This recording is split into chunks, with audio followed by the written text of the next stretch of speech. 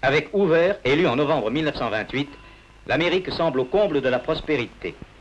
À New York, une spéculation effrénée se déchaîne sur les valeurs, comme sur le coton.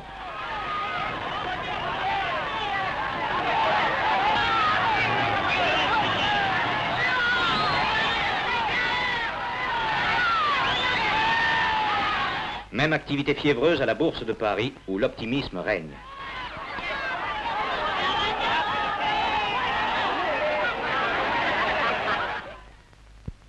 Octobre 1929.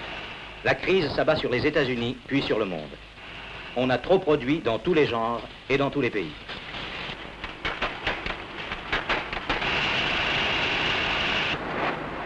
Les ateliers s'arrêtent, faute de clientèle.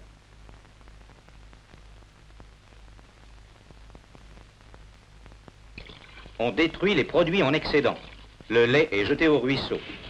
Le café chauffe les locomotives.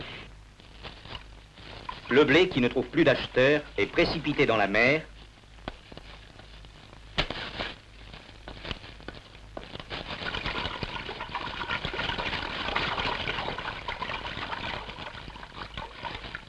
Ou consumé dans de vastes brasiers.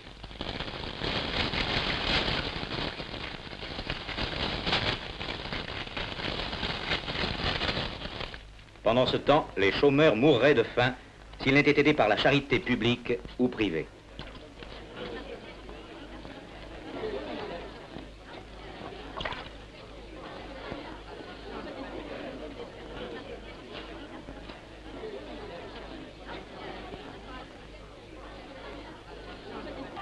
Dans tous les pays, les manifestations des sans-travail se multiplient. Aux États-Unis, les anciens combattants marchent sur Washington.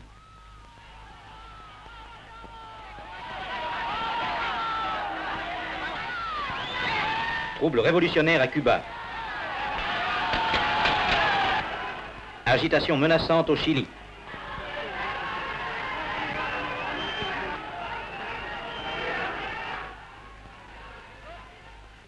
En Angleterre, meeting monstre à Hyde Park.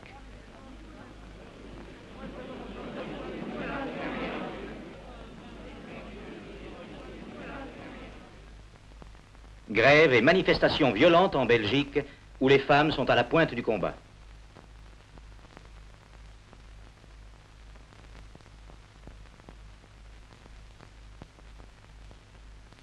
En Allemagne, où la crise ébranle une économie encore bien fragile, les banques, assiégées par le public, sont réduites à fermer leurs portes.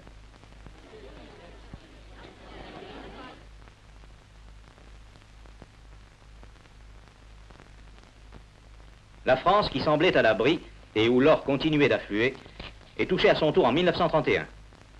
Grève dans les textiles.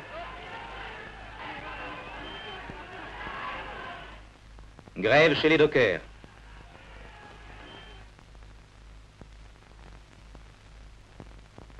Grève dans la batellerie. Des barrages doivent être rompus par les gardes mobiles et par les marins.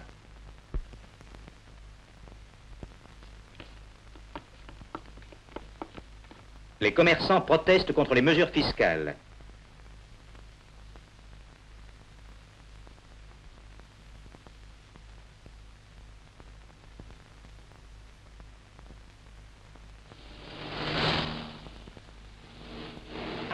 Les paysans manifestent, parfois violemment, contre les mesures agricoles.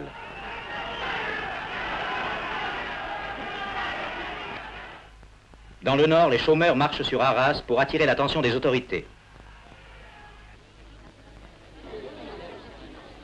Dans Paris et dans les grandes villes, des soupes populaires viennent aider les sans-travail.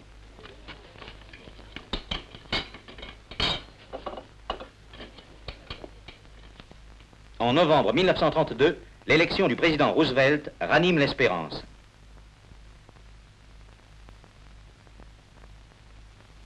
Avec son Brain Trust, il va prendre des mesures hardies. De gigantesques travaux sont entrepris, comme le barrage du Colorado.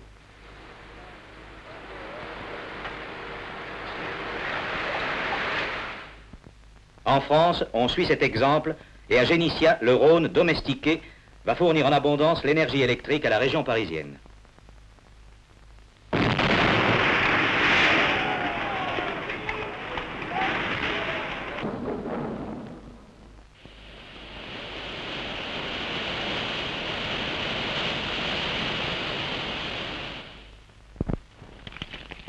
En Allemagne, le régime nazi, que la crise a contribué à porter au pouvoir, lutte contre le chômage par des manifestations spectaculaires que préside le Führer.